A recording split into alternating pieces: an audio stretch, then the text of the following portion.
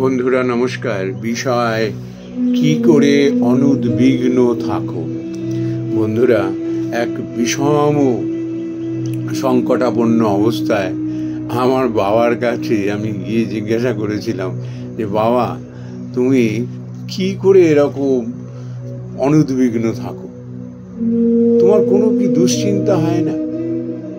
বাবা খুব হেসে বলেছিলেন যে হ্যাঁ, আমি অনুদ্বিগ্ন হয়ে থাকি, আমার মধ্যে কোনো উদ্বিগ্নতা নেই। আর সেটা কি করে হয়? বললো, আমার একজন খুব ক্ষমতাবান মানুষ জানা আছে, ভীষণ ক্ষমতাবান। তো তিনি আমাকে বলেছেন যে তোর সমস্ত দায় দায়িত্ব আমার, তোর ভালো মন্দ সব আমার দায়িত্ব, তুই কখনো উদ্বিগ্ন হবি না। ছোট্ট শিশুরা যেরকম থাকে এরকম থাকবি। বাপ সমস্ত দায়িত্ব নিয়ে নেয়, সে আপন মনে সব কাজ করতে থাকে, খেলতে থাকে। তাই মনে সেই মানুষটা কে? তিনি বললেন, সর্বশক্তিমান ভগবান। আমি বললাম, তুমি কি করে বুঝলে? তিনি বললেন, তিনি তো অন্তর্যামী, আমার এইখান থেকে সমস্ত মেসেজ আমি পেয়ে যাই। তাই আমি বললাম, তোমাকে এত বড় দায়িত্ব কেন তোমার তিনি নিলেন, কি কারণ? তখন তিনি বলেছিলেন যে ভক্তের সমস্ত দায় দায়িত্ব না ভগবান নিয়ে নেয়। তার সমস্ত দুঃখ কষ্ট সুখ স্বাচ্ছন্দ্য সব তার দায়িত্ব। তার যোগ ক্ষেম সমস্ত তিনি দায়িত্ব নিয়ে নেন। মানে জীবনে তুমি যেটা পাওনি সেটা তিনিই দেবেন, আর যেটা পেয়েছো তুমি সেটা তিনিই রক্ষা করবেন। আমার বিষয়টা বোধগম্য হলো না। তখন তিনি একটু ভাঙিয়ে বললেন যে দেখো, ভক্ত অনেক লক্ষণ আছে ভক্তের। প্রথমত, তুমি কখনো নিজে উদ্বিগ্ন হবে না, অন্যকে উদ্বিগ্ন করবে না, অন্যকে আঘাত করবে না।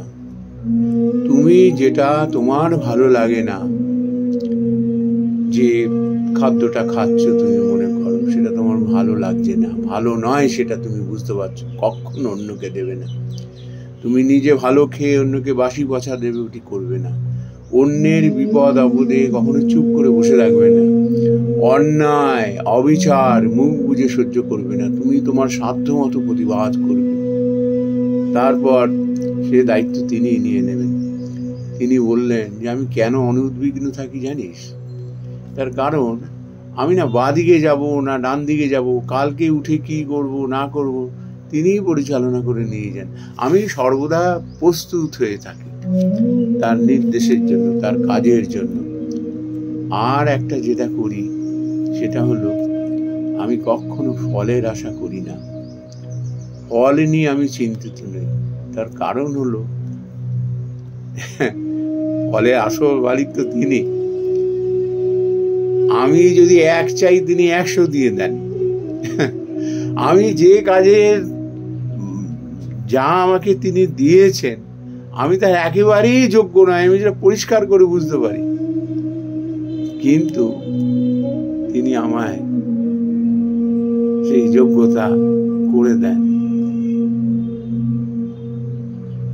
তিনি যে কি অপার করুণার সিন্ধু, সে একবার যদি উপলব্ধি করা যায় তাকে, আর তার জন্য দরকার হলো ভক্তি। গীতার একটা শ্লোক তিনি তারপর বলেছিলেন আমাকে, আনন্দ চিন্তয়ন্তে মাং ইয়ে জনা পরিপাসতে তেষাং নিত্যাভিযুক্তানাং যোগক্ষেমং বহাম্যহম। অনন্য চিন্তা হয়ে তাকে স্মরণ করতে হয়, তাহলে তিনি যোগ এবং ক্ষেম তিনি রক্ষা করেন।